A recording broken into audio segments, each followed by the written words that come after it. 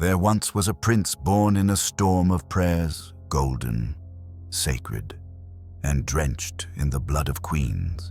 England had carved a cradle for him out of bone and iron. They said he was the answer, the miracle, the son for whom kingdoms had bled. But gold, when left in silence, tarnishes. He was Henry's prize, the only one. The heir sealed by death itself, Jane Seymour's pale lips never kissed him. Her body was buried while his was being christened. And from that first breath, his soul was already exchanged for a crown. He would never be a child, only a vessel, a quiet outline of a man not yet formed. The court called him Edward. They bowed to his breath. But behind velvet curtains, they whispered of his fragility, his limp fingers, his hollow eyes, the way his voice cracked like glass in winter. His kingdom stood on eggshells, ruled by men pretending to serve while carving their own names into his throne.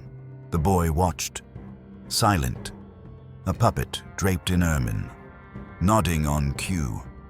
He did not scream when his body betrayed him. He did not cry when his lungs began to drown in silence. He had been taught to die like a king with his mouth closed and his soul obedient. In the end, even Edward VI, the son Henry VIII ruined the world to obtain, was devoured not by enemies, but by silence. His death left no echo, no fire, no fury, just the soft, sour scent of something decaying in the air. And those who fed off him, those who moved his lips and signed their futures with his fingers, they vanished into smoke. This is not a tale of power. It is the sound of it collapsing, quietly, inside a golden boy who was never allowed to live. His bones were not buried beneath triumph, they were hidden beneath fear. And the crown that rested on his brow was too heavy for breath. He wore it anyway. He was born beneath a sky that held its breath. The bells rang not for peace, but for survival. A trembling England had waited for this child, as if he were a bridge over chaos. Edward, named not in honor, but in prophecy, arrived in a room still stained with his mother's blood. Jane Seymour, silent and lifeless, offered him to the world like a sacrificial lamb. The court wept and cheered in the same breath, not for her death, but for his birth. They dressed him in gold-threaded linen before he could open his eyes, whispering titles into his ears before he could speak. From the very first moment, he was not Edward the boy. He was the solution, the anchor, the myth. His breath became the currency of peace. But what peace grows in a kingdom where fathers kill wives for sons? What joy can bloom in the shadow of execution? The halls of Hampton Court smelled of fresh paint and old blood. Nurses passed through his chambers like ghosts, instructed not to touch, not to linger. His body, delicate and pale, was charted like a battlefield, every cough recorded, every flush of skin inspected like an omen. They feared that the child, so craved, would crack like thin porcelain. The physicians called it caution, the shadows called it curse. Even as an infant, he belonged to the crown more than to flesh. Henry VIII, swollen with aging triumph, looked upon his son not with love, but with hunger. Here was his proof, his legacy. The boy would grow into a lion, they said. But no one noticed how soft his bones were, how his breath sometimes stalled in sleep. The nurseries were lined with gold, but they were silent, hollow, designed not for play, but for preservation. Edward's tutors arrived before he could form memories, Latin, theology, the mechanics of war.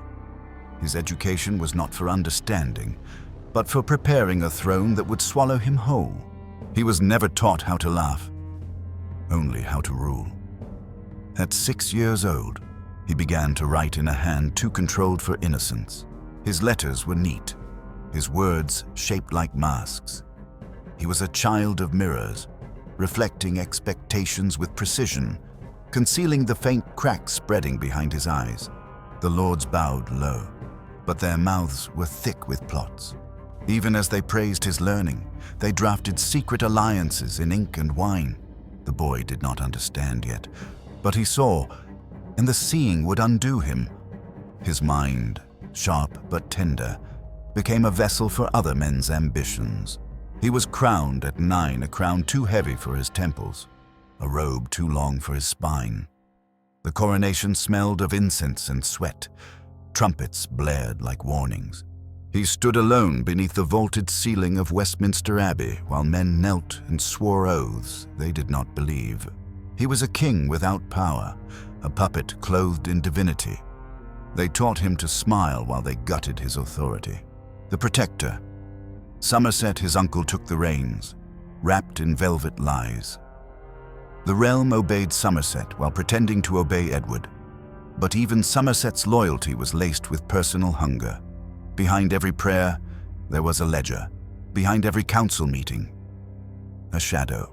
Edward watched as his name was used to pass laws, seize lands, and silence dissent. The Reformation, once fire and fury, became cold policy in the mouth of a boy who barely understood what it meant to banish saints and rewrite heaven. They made him the face of purity while they desecrated churches in his name. Stained glass shattered in his honor. Monasteries burned beneath his smile. He signed decrees with steady hands, never knowing that his own body was the first to be sacrificed. Illness clung to him like a second skin. First it was fever, then the coughing, then the wasting. He grew thinner each winter, his skin stretched over a weakening frame. But to the court, his pain was an inconvenience. They spoke of his strength of mind even as his body betrayed him. Physicians came and went, bringing leeches, mercury, and silence. Edward never screamed, even when the nights lengthened, even when blood traced the corners of his lips. He endured with regal stillness. He believed in duty more than breath, and so he coughed behind embroidered curtains, wrote prayers in trembling script, and pretended to be a king. No child should rot in full view of angels, but Edward did. His bed became a throne of decay, each sheet a shroud. No one dared speak of death, not aloud. But death filled the corners of the room in the smell of damp cloth, in the fading strength of his voice, in the way servants began to lower their eyes.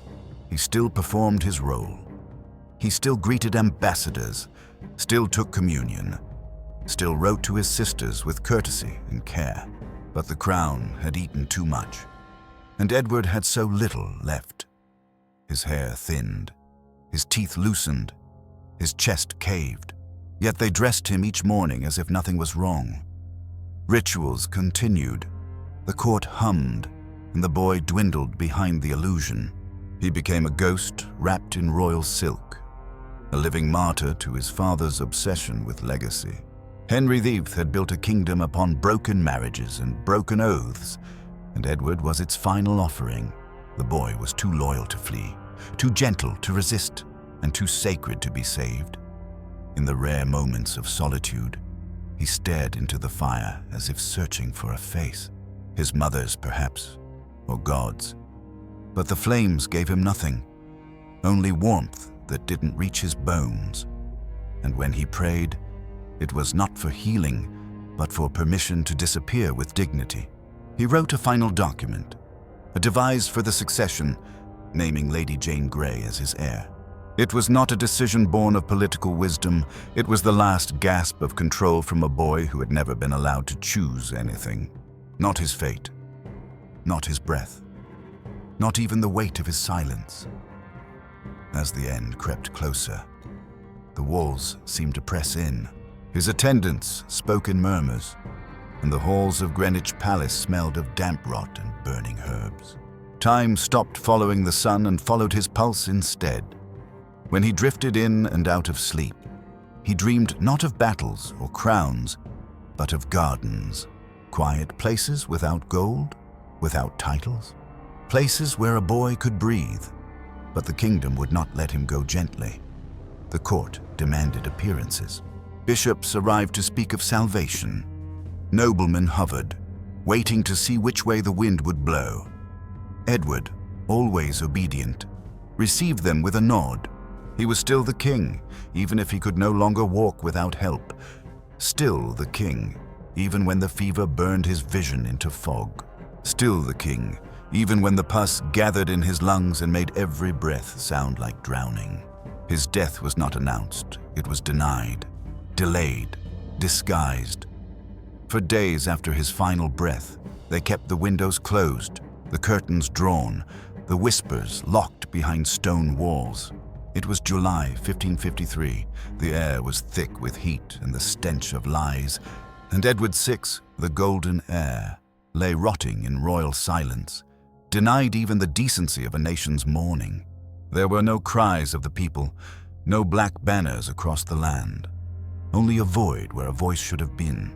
The boy who had once been the promise of peace became a secret no one wanted to remember.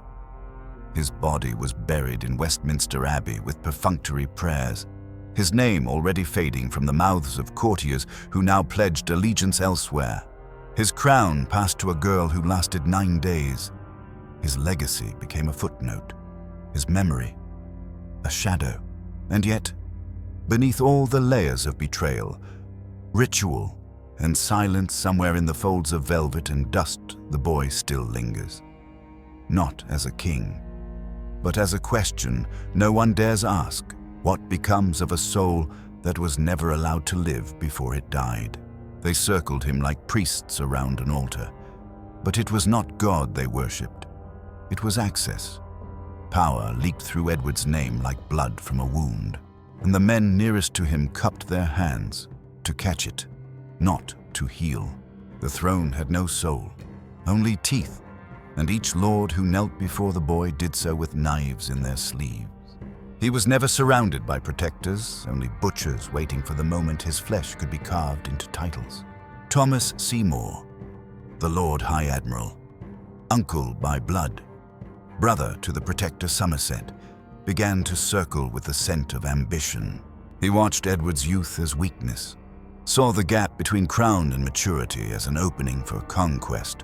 In the dead of night, he visited the boy king's chambers, whispering promises of true kingship, of freedom from the suffocating grip of the council. His boots echoed in those silent halls like a hunter treading softly through a chapel. But Edward, even in his innocence, sensed the tremble in Seymour's hands. Not devotion, desperation. And yet, how could he speak against an uncle? He had no sword but silence.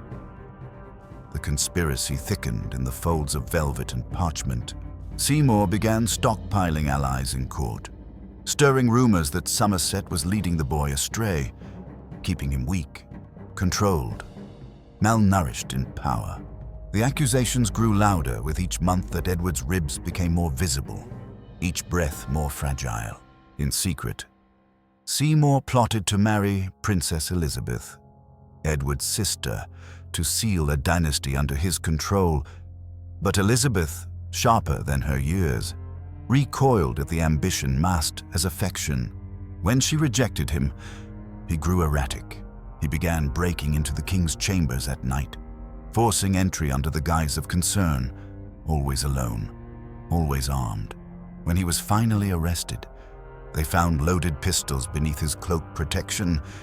He claimed, but even Edward, coughing behind the tapestries, understood what kind of protection required bullets before words. Seymour's execution was not announced with sorrow, only relief. Another shadow removed, another wolf unmasked. But the wolves never truly left. They changed shape. Somerset's fall came next, and it was colder, more precise. His enemies, once his allies, dragged him through trials masked as justice. They spoke of mismanagement, of arrogance, of failing the young king, but beneath their words was the truth: Somerset had lost favor. And in court, favor was the only currency that spared the gallows. Edward, taught never to question, signed the warrant that sealed his uncle's death. His hand did not tremble. The ink dried quickly. And so the boy became the butcher by decree. At barely 12 years old, he had consigned both uncles to the axe, not through will but through duty, a cold obedience sown into his veins by a father who had wielded execution like a rosary. With Somerset dead, John Dudley, Duke of Northumberland, emerged not as a savior but as a surgeon. He did not pretend affection. He moved with precision, with calculation, with the grace of a man who never wasted a lie. Where Somerset ruled with ego, Dudley ruled with silence. He did not speak unless he was certain the heir would not betray him. Under Dudley's eye, Edward was groomed not as a boy king, but as a doctrinal weapon. He was fed Reformed sermons, anti-Catholic doctrine, and Protestant fervor that burned hotter than his fevers. The boy's mind, brilliant yet unguarded, was shaped into a theological blade. He began to speak with unnatural certainty, condemning masses as idolatry, dismissing his sister Mary as a heretic, and calling the Pope the beast of revelation. But these were not the words of a child. These were the scripts given to him, whispered into his lungs like incense, repeated until they became indistinguishable from breath. Edward had become the perfect mask, pale, obedient, articulate, and Dudley wore him like armor. But the closer Edward drifted toward zealotry, the more his body decayed. The coughing deepened. Blood darkened the linens. Courtiers began stepping around him as if he were already dead. But Dudley did not see a boy. He saw a bridge, and bridges are walked on. When Edward's body began to curl inward, when his eyes grew glazed and his words slowed, Dudley moved faster. The line of succession had to be rewritten. Mary, devout Catholic and Henry's eldest daughter, posed a threat not just to Dudley's power, but to the entire edifice of Protestant reform. Elizabeth, politically volatile and quiet in her allegiances, was too unpredictable. Dudley needed a queen who would obey. Lady Jane Grey Noble, Protestant and married to his own son, was chosen like a pawn selected for sacrifice. Edward, barely breathing, was summoned to approve the devise for the succession. He signed it with fingers that shook, but not from doubt, from illness. Those in the room said he believed it was his duty, that he truly feared Mary's return would undo all reform. But what choice does a dying boy have when the entire world is speaking through his mouth? The document was signed. The treason was sealed. Dudley's power seemed absolute, but rot does not respect ambition. And Edward's body, patient and quiet, gave way before Dudley could fortify the throne. In the last weeks, the king's chambers grew darker. Curtains remained drawn even in daylight. The air thickened with oils, herbs, and unspoken terror. Food was untouched. Visitors were sparse. The only sound was coughing and silence between the coughs. Dudley watched with increasing urgency, pushing scribes to prepare documents, pushing Jane to ready herself. But Edward's death, long denied, came like a blade beneath velvet, sharp, unseen, final. Dudley concealed it for days, trying to maneuver the final pieces. But corpses are difficult to hide. The scent began to betray him. Word spread like smoke. And with Edward's final breath, the mask cracked. The court turned. Mary gathered her allies. Elizabeth stepped into the shadows with caution. Jane was placed on the throne for 9 days, a throne already soaked in Edward's sweat and silence. And Dudley, the man who had crafted a kingdom through manipulation, was left exposed beneath the sun he thought he could command. He was executed with the same efficiency he had once admired in others. But Edward was not there to witness it. He had already become memory, or rather, absence. There were no uprisings in his name, no rebellions for the boy king. His death had come not with screams, but with quiet. And the conspiracies that had used his body, voice, and crown vanished into new allegiances. He was not betrayed once. He was betrayed endlessly, by all sides, in every breath. His power was never his own. It was borrowed, bled, and buried. And in the end, Even his death was a strategy. Even his corpse was a delay. The silence around his body was not mourning. It was calculation. The golden heir, meant to unite a nation, was devoured not by war or heresy, but by the mouths of men who called themselves his guardians. He left behind no sonnets, no airs, no legends, only the faint memory of a boy who coughed too often and bowed too easily. In tapestries, his image remains rosy-cheeked, painted in triumph. But the truth is elsewhere in the locked rooms, the burned letters, the halls that remembered the sound of him breathing in pain. He was used until his lungs collapsed, and even then, they asked him to sign one more decree. It began with the quiet unraveling of flesh, slow, unceremonious, cruel in its precision. Edward's final days did not erupt like a tragedy. They withered like fruit left too long in an untouched orchard, softening under the weight of time, curling inward beneath layers of perfumed cloth and ceremonial expectation. No cry was permitted in the corridors. No honest breath. Each step near his chamber was rehearsed, as if the wrong rhythm might hasten his departure. The boy who had been crowned in golden flame now lay in a bed that smelled of damp earth and herbs, buried long before his body would be. His skin turned a waxen hue, pulled taut over sharp cheekbones, lips chapped, nails dulled like forgotten metal. Yet still, each morning, servants arrived with robes. Still, the court waited for his signature, his nod, his fragile blessing. His body betrayed him in degrees. First his appetite vanished, then his voice thinned to a whisper. The flesh around his collarbones grew hollow, and his spine began to press visibly against skin. The coughing came in waves, wet and labored, often followed by long stretches of breathless silence.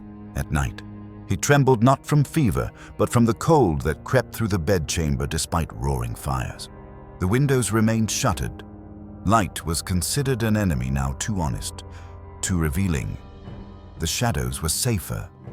They cloaked what the kingdom refused to name. Edward no longer wrote. His last attempts at correspondence were ghost-like half-formed thoughts in a slanted, unsteady hand. He stared long at the ceiling, sometimes mouthing verses from the Psalms, sometimes just listening for something that wasn't there. His once bright gaze faded to a sheen of constant exhaustion. In the moments he spoke, it was not as a monarch, but as a child, asking for water, for quiet, for the pain to be still. Those who came near him described the smell, first a cloying mixture of rot and lavender, of blood and sacred oil. No amount of perfume could mask the truth he was decomposing in life. Beneath the layers of damask and velvet, his body had begun its slow farewell, but no one dared hasten it. Dudley's men whispered outside the door, speaking in code, revising documents, forging futures in the name of a boy who could no longer lift his head. Time did not move forward, it moved inward. Every hour was an echo of the last. The physicians, desperate to perform usefulness, drained him with leeches, burned herbs to cleanse the air, and pressed blistering poultices to his chest, all while avoiding his eyes. They could not meet the look of a boy who knew he was dying. He had known it longer than they had, perhaps longer than any of them could accept. In one moment of lucidity, he asked if Jane had been told. His voice cracked on her name, not out of romance, but obligation. He knew the weight he had passed to her, knew the blade he had handed her, smiling weakly, pretending it was a crown. There was no comfort for that knowledge, no sanctuary, not even in prayer. The chaplains read scripture aloud while Edward drifted in and out, but the verses did not reach him. He was already past the threshold, not in spirit, perhaps, but in substance. His bones ached from within. His mouth dried into a line that could no longer hold command. His dreams, if they could still be called that, were vivid in their simplicity. Trees, wind, a mother's voice he never truly heard, her hand brushing his cheek, There was no throne in those dreams, no fathers, no knives. The final collapse came without drama. One evening, his breath shortened, clutched at the air like a man drowning in a pond of still water. His lips turned violet, the fire hissed low, and just before midnight, his chest rose once, strained, then fell like a broken wing. Silence followed, not the kind of silence that brings peace, but the kind that chokes. They did not announce his death immediately. The body was left in place, the sheets drawn up to the neck, the windows unopened, the doors locked. Edward's corpse began to cool beside the golden crest stitched above his head. Dudley ordered the news to be held. The court could not know. Not yet. Jane had to be crowned. The plan had to proceed. And so Edward, once England's light, once the golden hope of a blood-soaked dynasty, was left to fester in the dark. His servants were sworn to secrecy. His nurse wept in silence, hands clenched behind her back. The sound of death was absorbed by stone, and in those days of false continuity, the boy king became an unperson.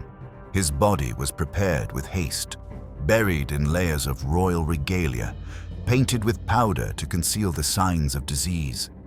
Even in death, he was not permitted to appear weak. His casket was sealed before the rumors escaped, before the people could see the cost of what they had waited for. A procession was held formal, brief, bloodless. Westminster Abbey swallowed him without fanfare. The bell tolled, not in mourning but in protocol. There were no street tears, no rebellion, only adjustments, new loyalties, new oaths. His sister, Mary, incandescent with resolve, rose from the edges of the realm with banners, claiming what should have been hers. Jane, his pale successor, was forced onto the throne like a doll in a cruel game. And the moment Edward's ghost passed through the veil, the kingdom turned. Jane's reign collapsed in 9 days, as if cursed by the boy's dying breath. Mary seized the crown. Dudley was broken on the scaffold. The devise for the succession was torn apart, but none of them spoke of Edward. His name became fragile, like glass that shatters at mention. The boy had not ruled, he had been used. And what is used is rarely remembered. In portraits, he remains unblemished, frozen in adolescent serenity, fingers wrapped around a scepter he never wielded. But the truth breathes elsewhere, in the dust that lingers beneath palace floors, in the silks that once held his emaciated frame, in the forgotten hymns sung to no one. His legacy is not of triumph or tyranny, but of absence, a life swallowed by prophecy, a voice diluted by fear. He had been bred to save the dynasty, but his death marked the beginning of its end. Henry's line would twist into bloodshed and fire. And yet, in the center of that storm, Edward's ghost remained still, not vengeful, not mourned, just still. A boy who died before ever truly living, whose body was embalmed more for politics than love.